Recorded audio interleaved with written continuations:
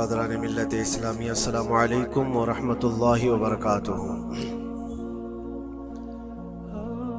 الحمد للہ الحنان المنان الذي خلق الانسان وعلمه البيان، والصلاة والسلام على رسوله سید الانس والجان وعلى آلہ واصحابہ ذوی الخیر والاحسان، اما بعد فاعوذ باللہ من الشیطان الرجیم، بسم اللہ الرحمن الرحیم۔ وجاہدوا فی اللہ حق جہادہ هو اجتباکم وما جعل علیکم فی الدین من حرج، الی آخر هذه الآیہ۔ صدق اللہ مولانا العظیم۔ بارگاہ رسالت مآب صلی اللہ علیہ وسلم میں درود پاک کا ہدیہ پیش کریں۔ اللہم صلی علی سیدنا و مولانا محمد معدن الجود والکرم وآلہ واصحابہ الکرام وابنہ الکریم وبارک وسلم صلاۃ دائمۃ سرمدا ابدا۔ گفتگو کے آغاز سے پہلے میں ایک ضروری بات آپ کے سامنے پیش کر دوں۔ مسجدیں اللہ کی عبادت کے لیے ہوتی، یہاں پر تعظیم کے لیے کھڑے ہونا جس وقت میں آ رہا ہوں یہ میں بالکل مناسب نہیں سمجھتا۔ اپنی اپنی جگہوں پر بیٹھے رہیں، کھڑے ہونا، بلکہ اللہ کے نبی صلی اللہ علیہ وسلم نے یہ ارشاد فرمایا، جو بندہ یہ تمنا رکھتا ہے کہ لوگ اس کے لیے کھڑے ہوں، اللہ اس کو دنیا میں اور آخرت میں ذلیل فرمائے گا۔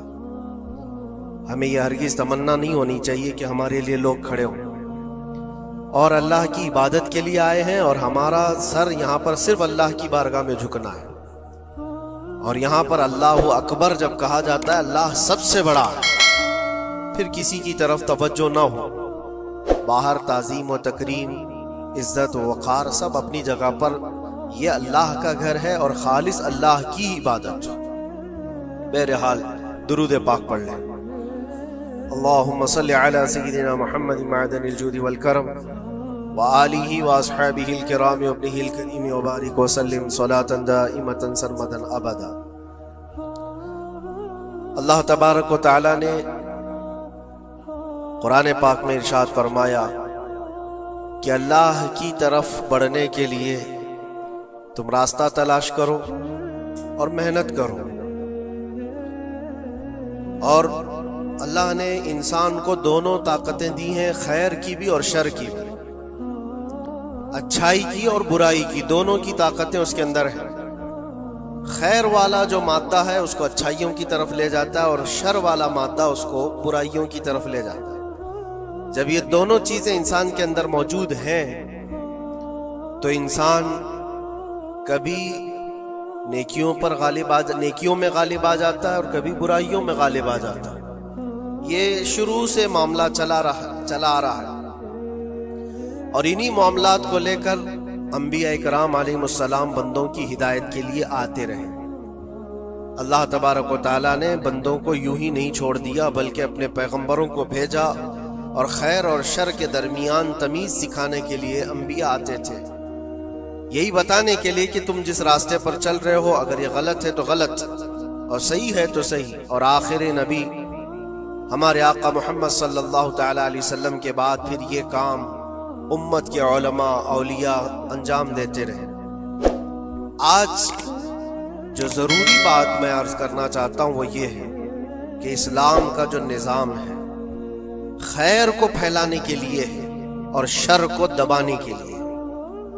اسلام پوری طاقت اس پر لگاتا ہے کہ خیر کا نشر ہو، اس کی تبلیغ ہو، اور برائیوں سے لوگ بچیں۔ اور آپ کو پتہ ہے اللہ تعالیٰ نے ہمارا لقب قرآن میں کیا بیان فرمایا؟ کنتم خیر امت، تم خیر امت ہو، یعنی بہترین امت ہو۔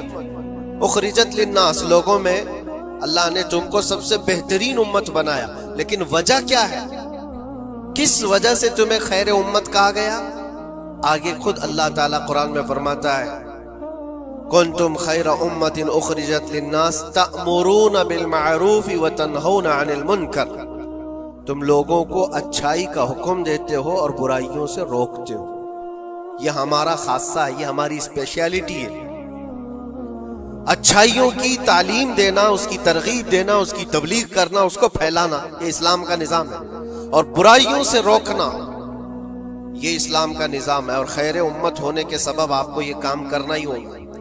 لوگ اگر یہ سمجھتے ہیں کہ یہ صرف مولانا لوگوں کا کام ہے یا مبلغ کا کام ہے، مائک ملے گا تو ہی تبلیغ کرے گا، نہیں، ہر مسلمان کی ذمہ داری ہے کہ وہ خیر کو اپنی طاقت کے مطابق لوگوں میں پھیلائے، اور برائی دیکھے تو اس کو روکے، اور برائی دیکھ کر کے خاموش رہنے والے کا وہی انجام ہے جو برائی کرنے والے کا انجام۔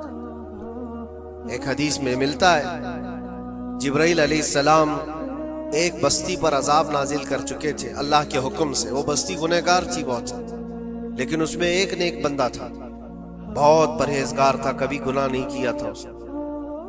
انہوں نے اللہ کی بارگاہ میں پوچھا جبرائیل نے کہ مولا اس بستی میں ایک نیک بندہ بھی ہے، اس کا کیا کیا جائے؟ اللہ تبارک و تعالیٰ کا حکم جلال تھا کہ اس کو بھی اسی میں تباہ کر دو، عذاب میں اس کو بھی گرفتار کر دو۔ عذاب اس پر بھی آیا۔ جبرائیل علیہ السلام کافی دنوں کے بعد پھر رب تعالیٰ کی بارگاہ میں پوچھتے ہیں کہ اس کا کیا قصور تھا؟ وہ تو تیرا عبادت گزار بندہ تھا، نیکوکار تھا، گنہگاروں پر عذاب آیا، لیکن اس پر کیوں آیا؟ اللہ نے فرمایا وہ نیک تو تھا، لیکن اس کی آنکھوں کے سامنے برائیاں ہوتی تو اس کو کچھ فرق نہیں پڑتا تھا، یہ دیکھتا اور خاموش رہ جاتا تھا۔ تو گناہ کرنے والوں کا اور برائیوں کا اڈا سجانے والوں کا جو انجام ہے وہ دیکھ کر خاموش رضامندی رکھنے والوں کا بھی وہی انجام ہوگا۔ اس لیے امت کی ذمہ داری ہے یہ کہ آپ اپنے ارد گرد اگر برائیاں دیکھیں اور غلط بات دیکھیں تو اس کو روکیں، اور روکنے کی آپ کے پاس جیسی طاقت ہو، زبان سے روک سکتے زبان سے، ہاتھ سے روک سکتے ہاتھ سے، یہ دونوں کی طاقت نہیں ہے تو دل میں برا جان کر اس جگہ سے اٹھ جاؤ، اس جگہ کا بائیکاٹ کرو۔ یہ تو کم سے کم کر ہی سکتا ہے انسان۔ ہو سکتا ہے آج کے دور میں ہاتھ کا استعمال تمہارے لیے بہت مصیبت بن جائے، تمہارا اس کے اوپر حکم نہیں چلتا ہو، زبان کا استعمال نہیں کر سکتے ہو، مجبور ہو، تو اس میں کیا مجبوری ہے کہ اپنے دل سے برا جان کر کے اٹھو؟ اور یہ بھی نہیں کرتا تو سمجھ لو کہ ایمان کا آخری حصہ بھی اس کے دل سے چلا گیا۔ ایمان جس کے پاس تھوڑا سا بھی باقی ہے وہ برائیوں کو دیکھ کر کے وہ برانگیختہ ہوگا، اس کی طبیعت برائیوں کو دیکھ کر کے ماننے کو کبھی تیار نہیں ہوگی۔ اس لیے خیر امت کا جو سٹیٹس ہے اس کو مینٹین کرنا ضروری ہے۔ یہی تو بات ہے میرے عزیزو، ہزار طرح کی مصیبتیں آئیں ہم پر، لیکن ہم اس مشن کو نہیں چھوڑ سکتے جو ہمارے ایمان کا حصہ ہے، جو ہمارے ایمان کا حصہ ہے۔ ہمیں جو برائی نظر آئے گی اس پر بولنا ہم پر واجب ہے، اور اس پر بھی خاموش اور مصلحت کی اور حکمت کی بات کر کے اس کے بہانے سے گوشہ نشین ہو جانا یہ امت کی ذمہ داری نہیں ہے۔ یہ تو راستہ تلاش کرنے اور بہانے کی بنانے کی ذمہ ایک سوچ ہے۔ باقی ہر عالم دین ہو، ہر مومن ہو، برائی کو دیکھے تو اس کا اظہار کرے اور لوگوں کو روکنے کی کوشش کرے۔ ایک بات اور میں بتاؤں، معاشرے میں کچھ سود خور ہیں، کچھ شرابی ہیں، اور ان کے متعلق ایسا ہے کہ وہ اچھا اثر اور رسوخ رکھتے ہیں۔ ہمارے علاقے میں ایک مرتبہ ایسا ہوا تھا کہ مجھے ایک جگہ تقریر کے لیے بلایا گیا اور کہا گیا پہلے ہی سے کہ یہاں پر سود کا کاروبار زیادہ چلتا ہے، آپ اس پر برائے کرم کچھ نہ بولیں، کیونکہ ہمارے محلے کے بڑے بڑے ذمہ دار لوگ جو ہیں وہ سب اس کاروبار میں مصروف ہیں، آپ سود پر کچھ نہ بولیں، باقی آپ کی ہر تقریر سننے کو تیار ہے۔ میں نے اس دن قسم کھا لی، پورا 1 گھنٹہ سود پر ہی میں نے بیان کیا۔ نہیں بلانا ہے اس کے بعد نہ بلاؤ، لیکن ہم سمجھوتا اس بات پر نہیں کرتے کہ تمہاری طبیعت دیکھ کر کے بات کریں، ہم رسول اللہ کی شریعت دیکھ کر بات کریں۔ ایک عالم دین کا یہ حق ہے کہ وہ برائی کو دیکھے تو اس کا اظہار کر کے منع کرے۔ مخالفت ہوگی، ہمیں پتہ ہے، برائیاں کرنے والے کریں گے، لیکن یہاں پر ایک بات مجھے یاد آتی ہے، اس بزم میں مقصود ہے اصلاح مفاسد. نشتر جو لگاتا ہے وہ دشمن نہیں ہوتا. ڈاکٹر تمہاری پھوڑی کو اگر کاٹتا ہے چاقو سے تو وہ قاتل نہیں ہے، وہ کلر نہیں ہے، وہ تمہارے جسم سے پھوڑی کو کاٹ رہا ہے، وہ ناسور کو نکال رہا ہے. تمہارے اندر برائی کو اگر ہم روک رہے ہیں، برا تھوڑی دیر کے لیے لگے گا. اسی لیے میں اکثر ایک جملہ کہتا ہوں، بخار کی دوا کڑوی ہوتی ہے، نگل لو تو فائدہ ہے. ظاہر سی بات ہے تمہارے اندر کچھ برائیاں ہیں، اگر ہم نے اس کو کہا، انگلی رکھی، تو ہو سکتا ہے آپ ہم کو علماء کی فہرست سے ہی ہٹا دیں گے، کہیں گے یہ مولانا ہی نہیں ہے، یہ عالم ہی نہیں ہے، کیونکہ طبیعت جلدی کسی کو ایکسپٹ نہیں کرتی. برائیوں سے روکنا ایک بہت بڑی ذمہ داری ہے. جانتے ہیں مکہ مکرمہ میں سارے لوگ حضور پاک صلی اللہ تعالی علیہ وسلم کے ایسے فدائی تھے. اعلان نبوت سے پہلے کی بات کر رہا ہوں، حضور کے اخلاق پر کوئی انگلی نہیں اٹھا سکتا تھا. جتنی اچھائیوں کا حضور نے حکم دیا سب کو وہ ایکسپٹ بھی کرتے تھے، مانتے بھی تھے. لیکن جہاں برائیوں کے لیے روکا کہ یہ غلط ہے، اس کو ایکسپٹ کرنے کو طبیعت نہیں مانتی. اتنے سالوں سے ہم کرتے آ رہے ہیں، ابھی آپ آ کر روک رہے ہیں، یہی تو دشمنی شروع ہوئی. اور ہم یہاں پر اسی بات کے لیے کہتے ہیں کہ یہ اللہ کے نبی صلی اللہ تعالی علیہ وسلم کے فرامین کے مطابق اور قرآن کے مطابق ایک بڑا جہاد ہے.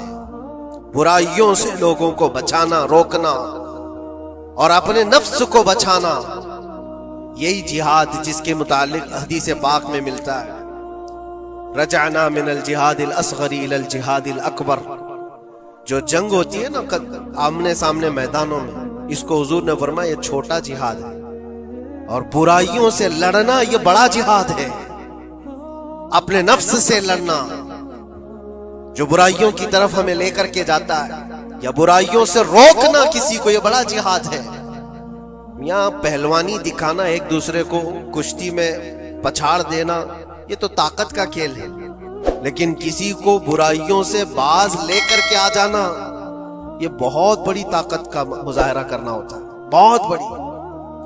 اگر تمہاری زبان سے کوئی بچ گیا برائیوں سے تو سمجھ لو کہ تم نے اس کے ساتھ ایک بہت بڑا کار خیر کیا ہے. اللہ کے نبی صلی اللہ علیہ وسلم فرماتے ہیں حضرت علی سے، یا علی لَأَن يَهْدِيَ اللَّهُ بِكَ رَجُلًا خَيْرٌ لَكَ مِنَ الدُّنْيَا وَمَا فِيهَا. اے علی، تمہارے ذریعے سے اگر ایک آدمی بھی سیدھے راستے پر آیا تو پوری دنیا کمانے سے بہتر ہے، تمہارے پوری دنیا سے بہتر ہے.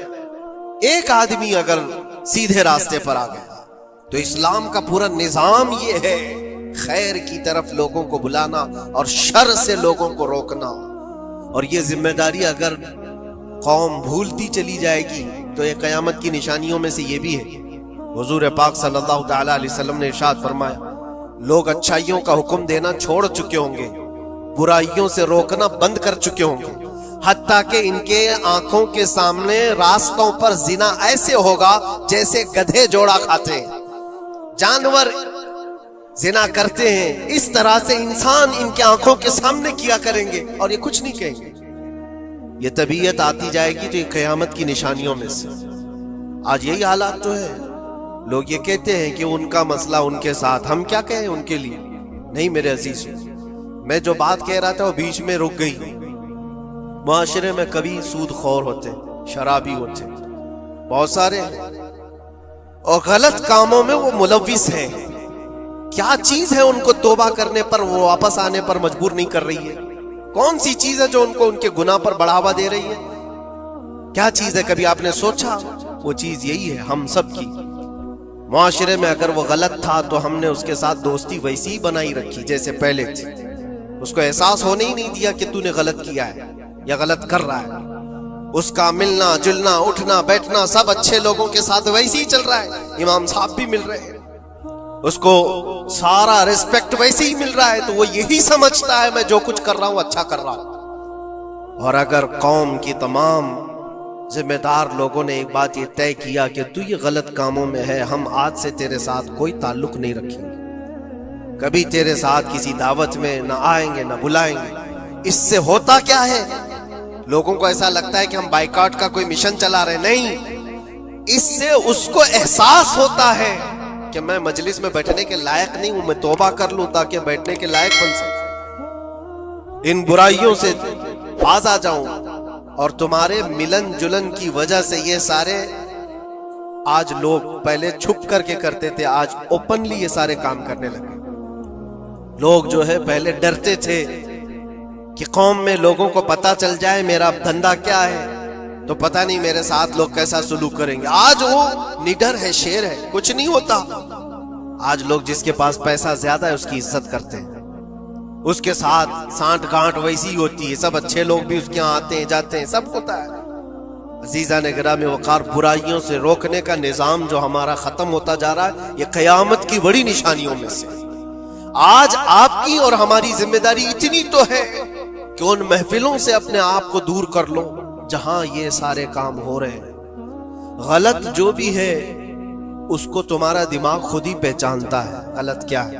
اللہ تعالیٰ نے اتنی ہدایت ہر بندے کو عطا کی، ہر بندے کو۔ اللہ نے قرآن میں فرمایا الم نجعل له عینین ولسانا وشفتین وہدیناہ النجدین، ہم نے دو چیزیں ایسی نہیں دی ہیں تمہیں جو خیر اور شر کو پہچانتی ہیں۔ ہر انسان، آپ کو کسی نے بتایا نہیں کہ آگ گرم ہوتی ہے، بچپن سے بتایا نہیں جاتا ہے، انسان اپنی خود تجربات سے یا دیکھ دیکھ کر کے سمجھتا ہے، وہ آگ میں ہاتھ ڈالتا نہیں ہے۔ کیا اس کی کوئی ٹریننگ دی گئی ہے بچپن سے کہ آگ میں ہاتھ ڈالنا نہیں چاہیے؟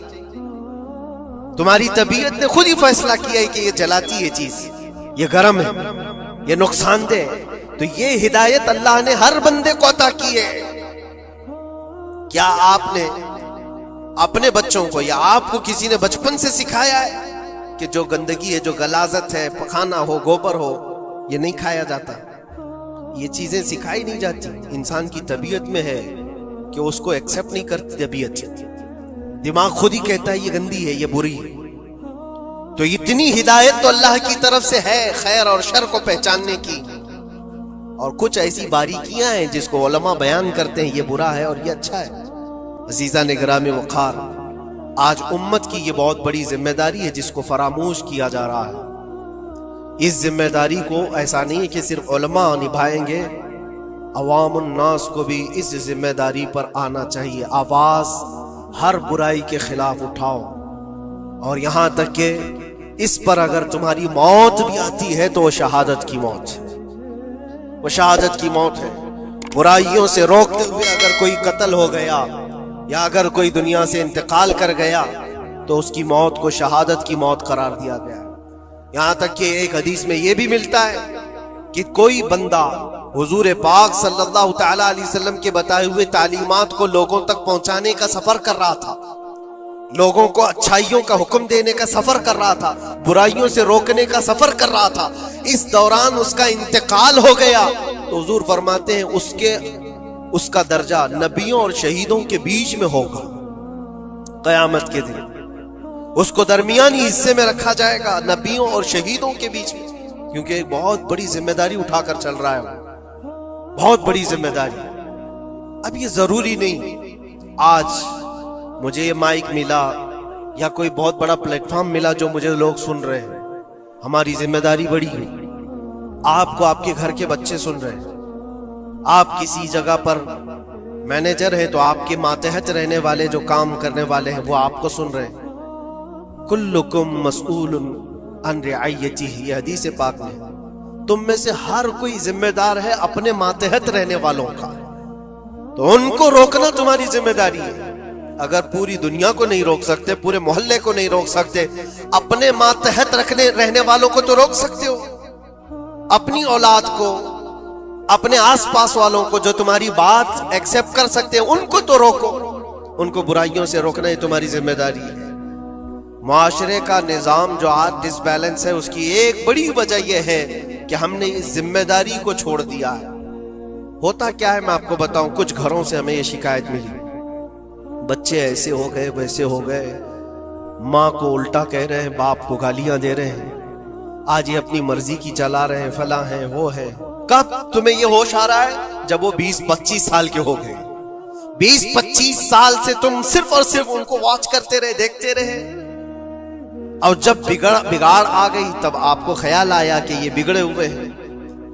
ایسا ہے میرے عزیزو، آپ نے اپنی ذمہ داری کا احساس کرنا ہے اس وقت سے جب بچہ ہوش کے آنکھ کھول رہا ہے، اور ہر زمانے میں اس کے ساتھ آپ اچھائی کا حکم دینا اور برائی سے روکنا، یہ انتظام کرتے رہو. یہ مت سوچو میرا بچہ بہت اچھا ہے، کبھی آنکھ اٹھا کر کے نہیں دیکھتا کسی تو اچھا ہے، لیکن اس کو اچھے کو بھی نصیحت کی ضرورت ہے. انسان کی طبیعت ہے.